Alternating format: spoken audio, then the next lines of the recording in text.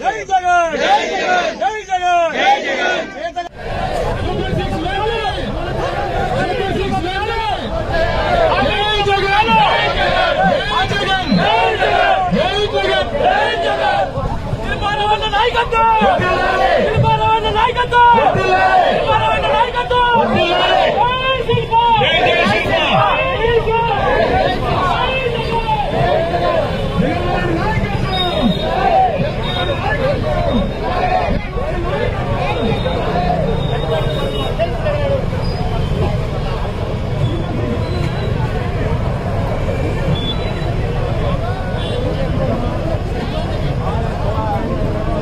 పోతండు పోతండు బ్రదర్ పోతండు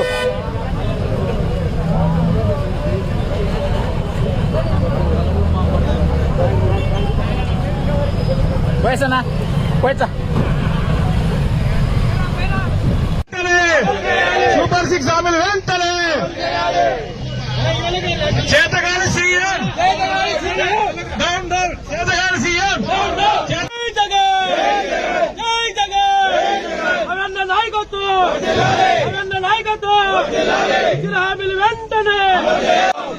సూపర్ 6 వెంటనే సూపర్ 6 వెంటనే సూపర్ 6 వెంటనే వెన్నుపోటు సీఎం వెన్నుపోటు సీఎం వెన్నుపోటు సీఎం వెన్నుపోటు సీఎం చేతగాని హామీలు ఇచ్చిన సీఎం చేతగాని హామీలు ఇచ్చిన సీఎం చేతగాని హామీలు ఇచ్చిన సీఎం చేతగాని హామీలు ఇచ్చిన సీఎం సూపర్ 6 సీఎం 5 కోట్ల మందికి వెన్నుపోటు కొడుతున్న సీఎం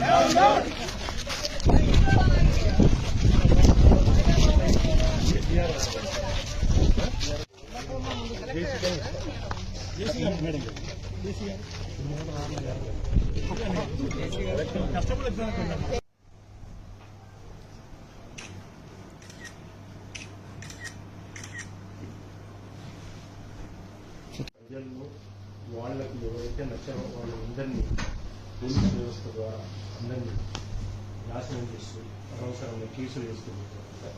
నిరుద్యోగ వృత్తి కానీ అమ్మకు తల్లికి వందనం కానీ ఏ ఒక్క రకాన్ని కూడా మనం చేసిన పాపాలు పోలీసారు. ఈ కూటమి ప్రభుత్వం నుంచి దాదాపుగా సంవత్సరం ప్రజలకు ఇచ్చిన హామీ మీరే కానీ నెరవేర్చిన పాపాలు పోలేదు. వాళ్ళు సూపర్ 6లో ఏవేవో చెప్పినారో అవన్నీ ప్రజలకు మధ్య పెట్టి నష్టపరుస్తూ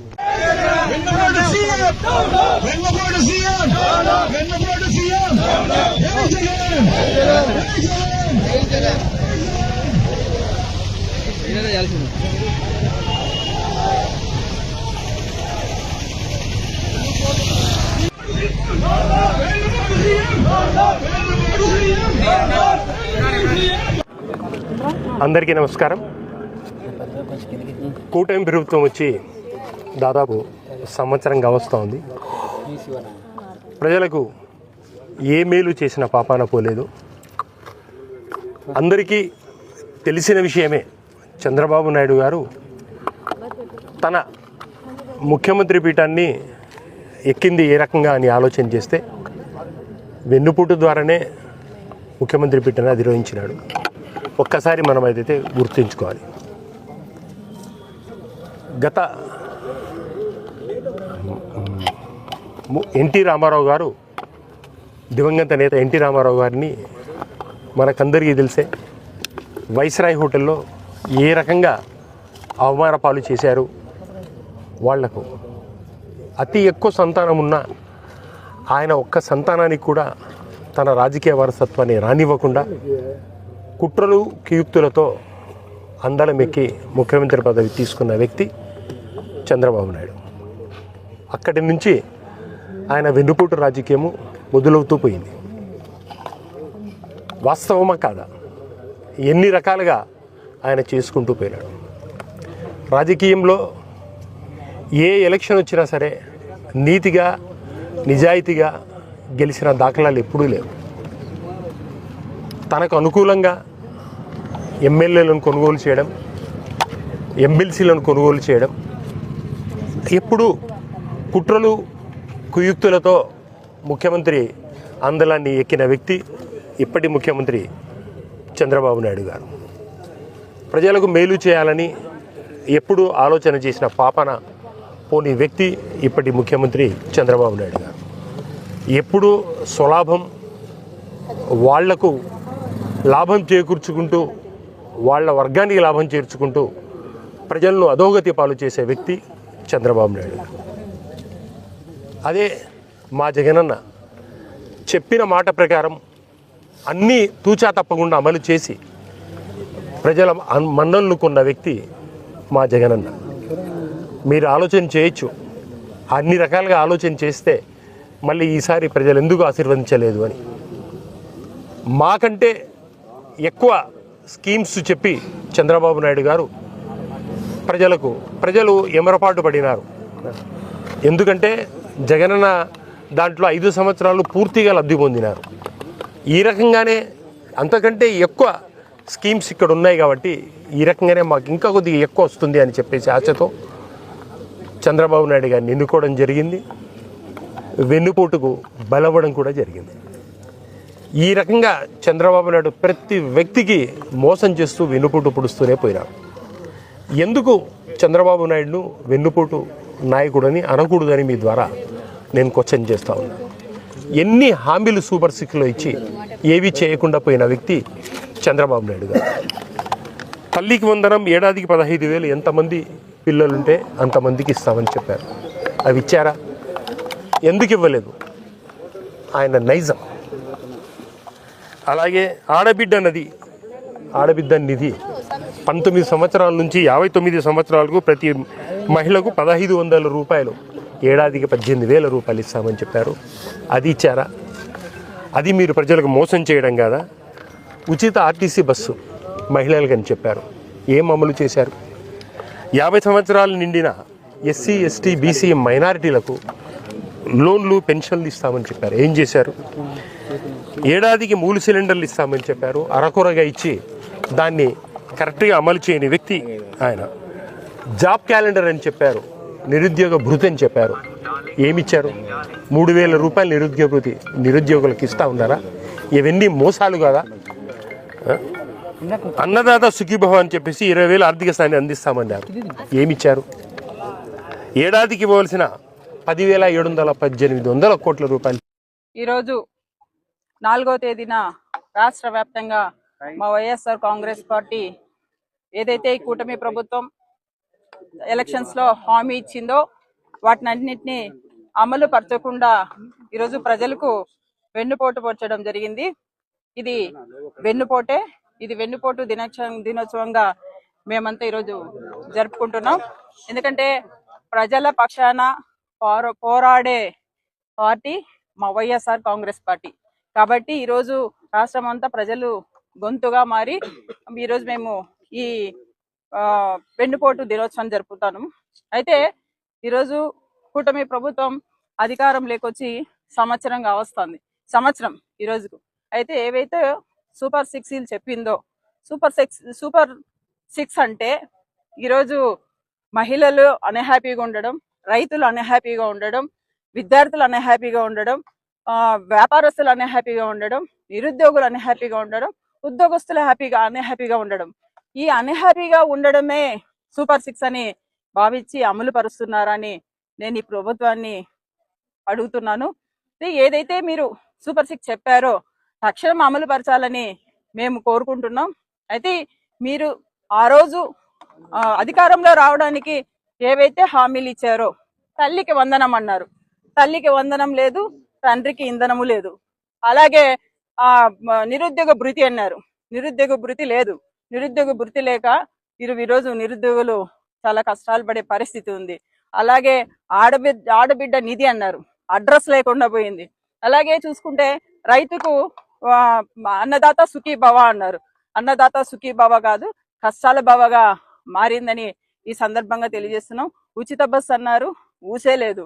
సో ఇలా చెప్పుకుంటూ పోతే ప్రభుత్వం, ఈ కూటమి ప్రభుత్వం అధికారంలో రావడానికి అనేక మార్గాలుగా ప్రయత్నించి ఈ రోజు అధికారాన్ని చేపట్టడం జరిగింది.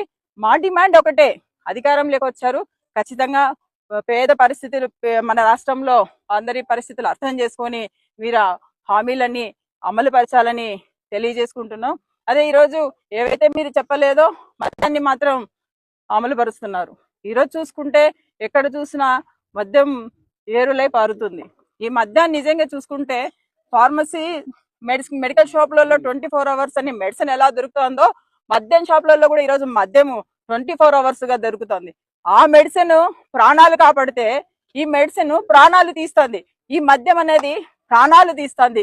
కాబట్టి మేము ఒక్కటే తెలియజేసుకుంటున్నాం, ఖచ్చితంగా మేమేవైతే మీరు పేద ప్రజలకు హామీ ఇచ్చారో హామీలు మీరు ఖచ్చితంగా నెరవేర్చాలి.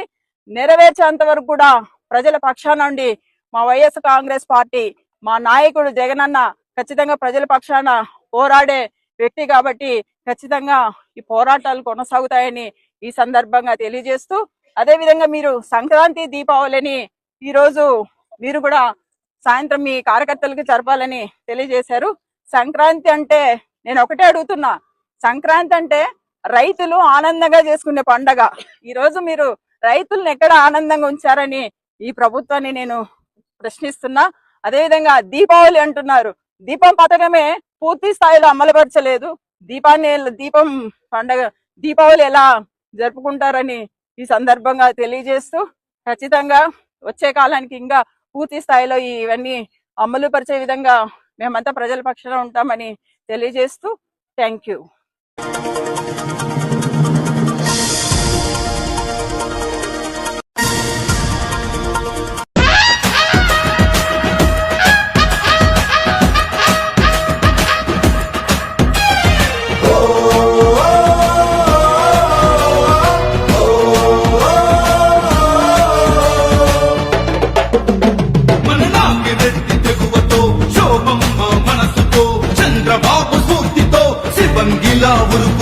శివంగిలా ఉరుకుతూ తెలుగుదేశం జెండాతో జనసేన దందుతో బీజేపీ అండతో సైకిల్ కే ఓటేయండి అడుగడుగులోన ఉన్న ఆశయం ఒకటే, ఆలగడ్డ అభివృద్ధిలో అమ్మా నాన్న బాటే, బలహీనుల నిరుపేదల బాసట తానే, బలవంతులని ఎదిరించే బావుడగానే.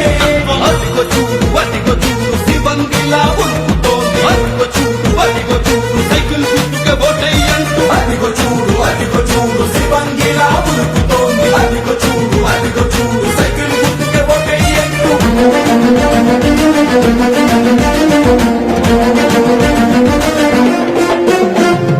అనుక్షణం ప్రజల కొరకే పాటుపడే నాన్న నైజం, ఆట మంచి కళపోసిన అమ్మలాంటి హృదయం, ఆటుపోటులెదురైనా ఆగిపోని ఆ ధైర్యం, ఆపదంటే పరుగునొచ్చి ఆదుకునే సంస్కారం, ఆళ్ళగడ్డ సమస్యలకు అఖిల గెలిపే పరిష్కారం, మా ఇంటి ఆడబిడ్డ హిమాయిచ్చే నాయకత్వం, అదిగో చూడు శివంగిలా ఉరుకుతోంది, అదిగో చూడు సైకిల్ గుర్తుకే ఓటేయంటూ, అదిగో చూడు శివంగిలా ఉరుకుతోంది, అదిగో చూడు సైకిల్ గుర్తుకే ఓటేయంటూ.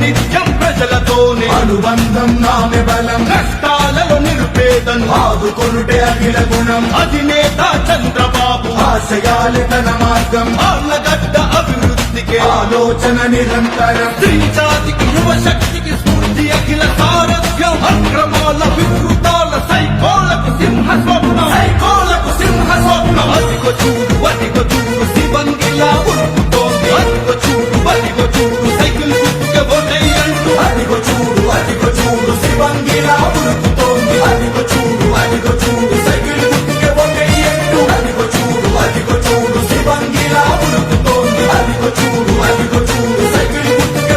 ఎమ్మెల్యే భూమా అఖిలప్రియ గారిని మాట్లాడవలసిందిగా కోరుకుంటున్నాం.